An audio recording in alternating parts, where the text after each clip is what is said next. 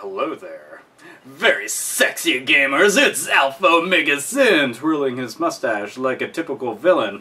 I am here to do a video game pickups episode Pow 10, and I won't be able to fucking do this after this episode because I'll need an extra hand unless I can bring somebody in the room to just put up one finger. And I'm like, pow, pow, and they're just like, pow. That'll be lovely. Anyway, so I have a very special video game pickups, and here's the reason why.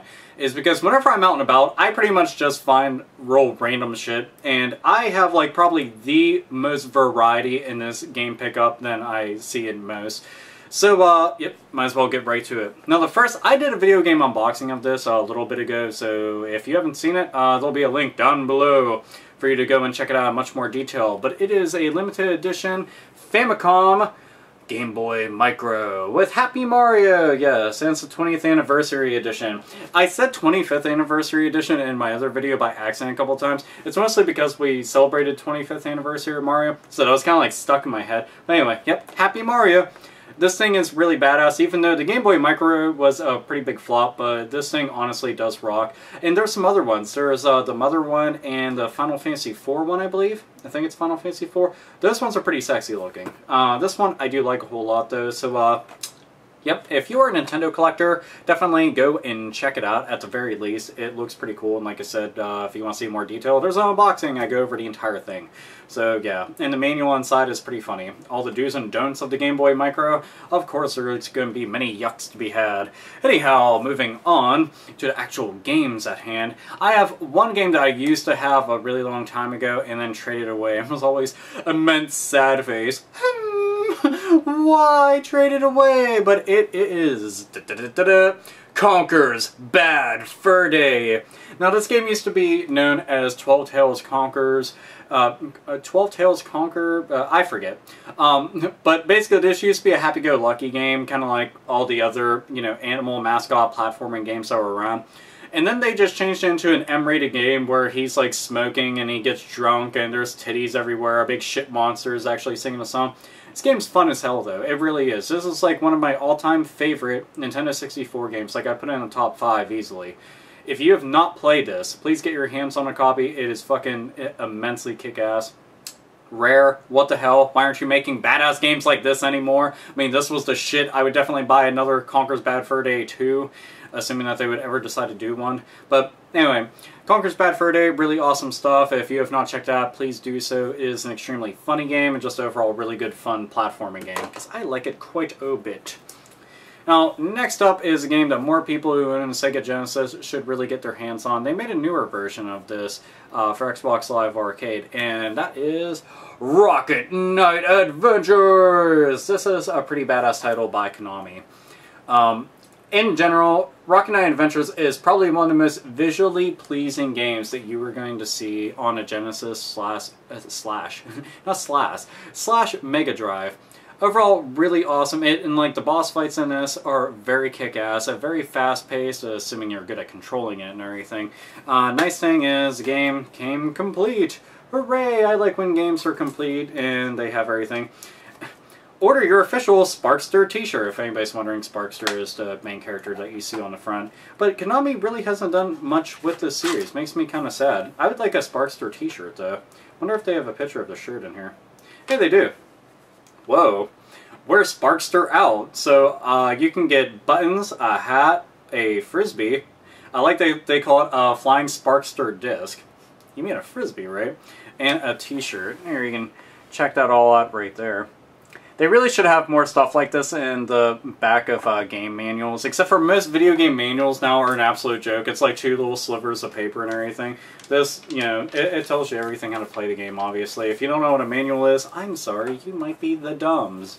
But, yeah, game's in, like, absolute gem mint condition. I was very happy, and the manual will not go back in. There we go. So, yeah.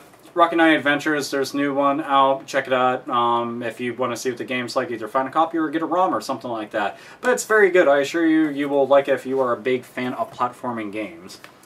Now, next up, I have to admit, I bought this purely based off the fact that I'm a big fan of the movies. If anybody has ever heard of the Toxic Avenger movies from Troma Films, then you'll know what I'm talking about right now, because I used to watch a cartoon a lot when I was little too. But that is Toxic Crusaders! Oh my god, so fucking awesome. But yeah, you get to run around as Toxie and kick a bunch of ass. I've never played this game, to be quite honest, and if I did, I forgot that I played it because I was really little. But anyway, I like to show a lot. You know what, now I think about it, I haven't watched a cartoon in years. I probably should.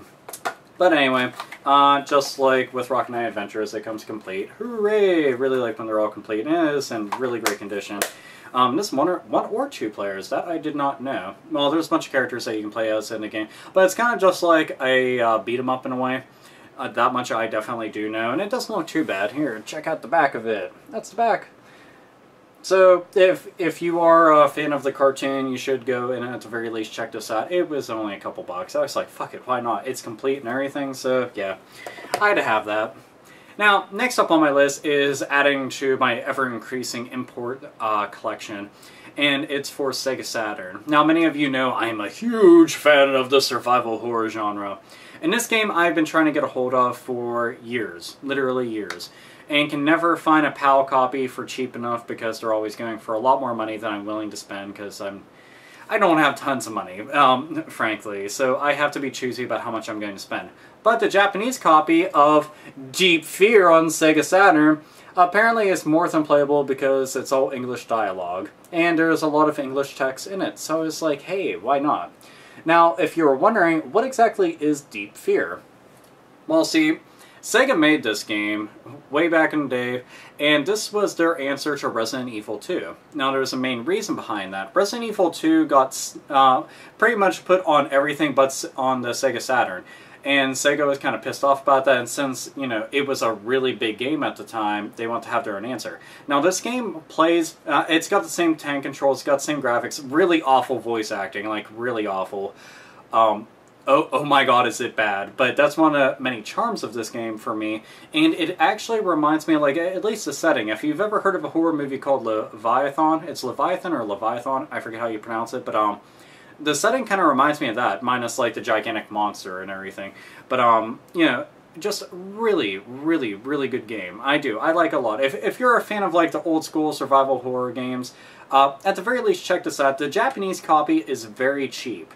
You know, the PAL copy, which is the one that I wanted and unfortunately couldn't afford, and it's also really rare, which makes it even worse. But if you see a Japanese copy, they're dirt cheap. Like, I seriously got this for $8, and it's complete. It has everything in it, you know, ignore the glare. Glare. You know, it has the manual and stuff in it, and it's just, you know, very good stuff. But overall, yeah, as playing around in this game, I'm having a good time. I'm actually playing this with my girlfriend and her brother, so that, you know, we're basically going to try to figure everything out together. I thought it'd be kind of fun because they also like survival horror games, especially the old ones with the really shitty acting in it. And we've had a lot of laughs at this game's expense on YouTube, so why not have the real deal? So, yeah.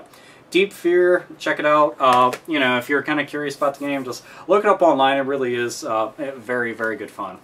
Now, this game I was meaning to get for a long time and finally got a hold of a copy for super cheap from a pawn shop, no less. I was just like, ooh. And it was brand new, so I was just like, I can't pass this up. If anybody's wondering, I paid $15 for this brand new, and that's Super Mario 3D Land, or Super Mario Land 3D, however you want to go and say it. This is literally one of the main reasons that I want to have a 3DS. If you've heard me talk about the 3DS, you know that I was all about this game. And it's a blast, it really is. In every single way, I got my hands on the game multiple times well before buying it. I knew it was going to be great, but it is. That's all I can say. It's really good. It's kind of hard to go and say much about it because it's just like, it is like all the other Mario games, except for this has like the inclusion of the 3D. And it does take advantage of it. Like, you do need the 3D turned on for certain aspects of the game or else it's like really rough to get through. But beyond that, it's just really cool. And it's also a throwback to older Mario games just because like they include like the Tanuki suit, for instance. And hey, PETA, you can go and suck on that mean fucking cock.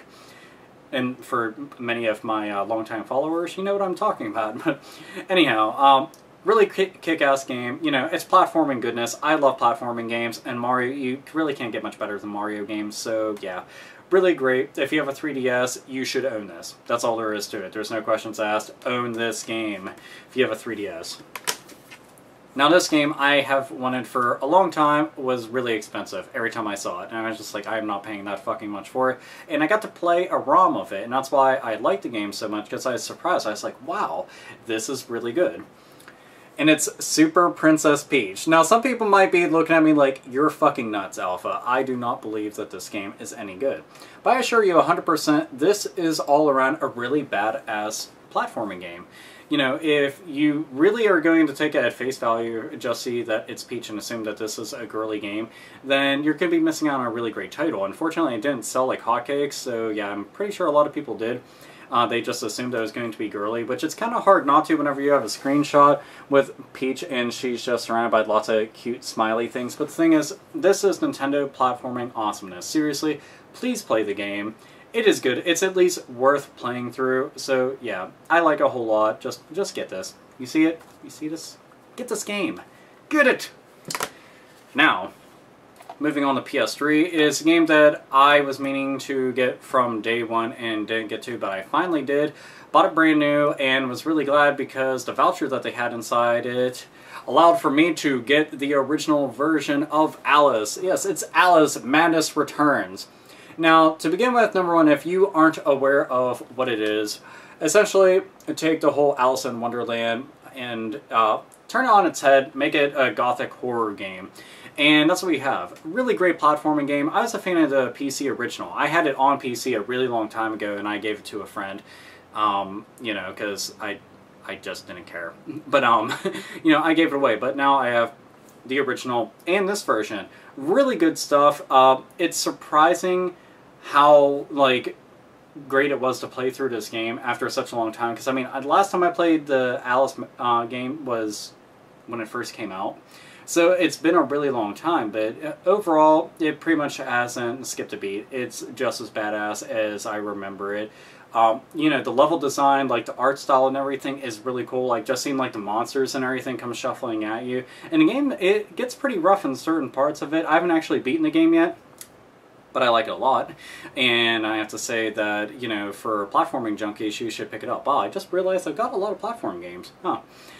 I blamed on playing Sly Cooper recently, but still, really great game. I mean, I got it for super cheap off of GameFly.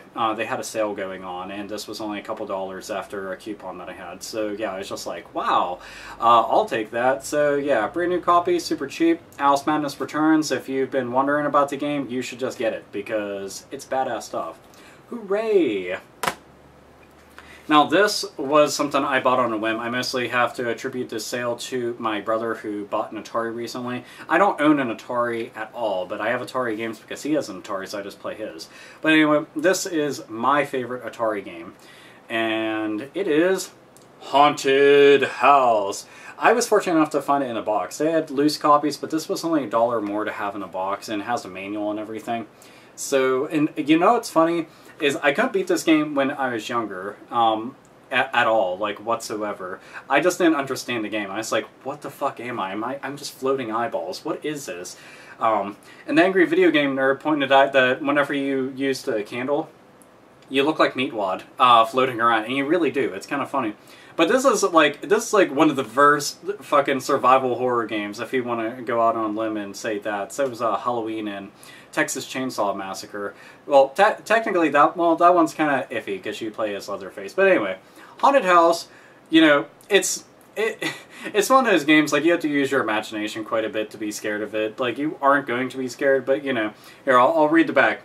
You are stumbling around in a dark and dusty haunted mansion. To escape, find the piece of the magic urn. You'll encounter giant hairy tarantulas, vampire bats, and a menacing ghost. Ooh. Can you find the urn and escape the mansion before you get scared to death?